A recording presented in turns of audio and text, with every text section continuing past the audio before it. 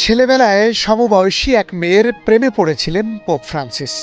প্রেমিকাকে বলেছিলেন, আমাকে যদি বিয়ে না করো তাহলে এ জীবন ঈশ্বরের সাধনায় উৎসর্গ করে দেব।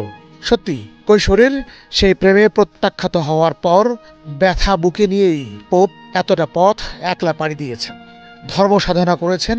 এর স্বীকৃতি হিসেবে নির্বাচিত হয়েছেন রোমান ক্যাথলিক চার্চের পোপ হিসেবে। পোপ ফ্রান্সিসের আদি নাম হোর্হে মারিও বেরগোগ্লিও। ফ্রান্সিস নামটি বেছে নেন পোপ নির্বাচিত হওয়ার পর, আর তার স্বপ্নের সেই প্রেমিকার নাম এমিলিয়া দামন্তে। 2013 সালে দুজনেরই বয়স যখন 76 বছর, তখন সেই এমিলিয়াই প্রকাশ করেন তাদের গোপন প্রেমের খবর। এমিলিয়া বলেন, তখন আমরা 12 বছরে পা দিয়েছি।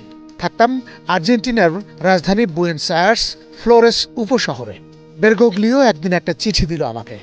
সে আমাকে বিয়ে করতে না পারলে সংসার ত্যাগী হবে, ধর্মযাজক হয়ে যাবে বলেও জানিয়ে দিল সে। ফ্রান্সিসের ছোট বোন মারিয়া এলেনা বেরগোগ্লিও সে সময় দ্য টেলিগ্রাফকে বলেন, আমার ভাই মৃদুভাষী। পৃথিবীর 120 কোটি রোমান ক্যাথলিক খ্রিস্টানের নেতা হওয়ার কোনো বাসনাই ছিল না তার। কখনো পোপ হওয়ার স্বপ্নও দেখতেন না। আজ তিনি সারা বিশ্বের ক্যাথলিকদের নেতা নির্বাচিত হয়েছেন। এখন তাকে সীমাহীন নিঃসঙ্গ জীবন কাটাতে হবে। আমি নিজেও চাইনি আমার ভাই পোপ হন, কারণ এতে তার ঘাড়ে অনেক দায়িত্ব কর্তব্য বর্তাবে। তিনি আমাদের থেকেও আরো দূরে চলে যাবেন। তবে পোপ নির্বাচিত হওয়ার পর ভাইকে নিয়ে গর্বিতই ছিলেন মারিয়া। তিনি বলেন, এ এক ঐতিহাসিক ঘটনা। ইউরোপের বাইরে আমার ভাই প্রথম পোপ নির্বাচিত হয়েছেন। লাতিন আমেরিকা ও আমাদের জন্মভূমি আর্জেন্টিনা থেকে তিনি প্রথম নির্বাচিত পোপ। ঈশ্বরের সদয় কৃপা ছাড়া এমন ভাই পাওয়া যায় না।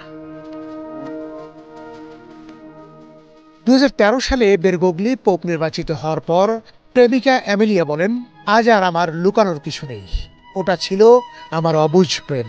আমাদের সম্পর্কটা ছিল পবিত্র, তবে আমার মা বাবার কারণে সেই প্রেম বিকশিত হয়নি। চিঠিতে একটি ঘরের ছবি এঁকেছিল ফ্রান্সিস। ছাদটি লাল রঙের। ওর স্বপ্ন ছিল এমন একটি ঘর কিনবে, বিয়ের পর আমাকে নিয়ে সেখানেই থাকবে।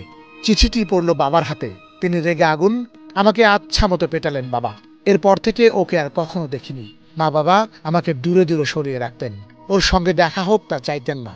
এক পর্যায়ে আমিও চাইতাম ও যেন আমার মানচিত্র থেকে হারিয়ে যায়। তাই হয়েছিল। ধীরে ধীরে দূরে হারিয়ে গিয়েছিল পোপ ফ্রান্সিস।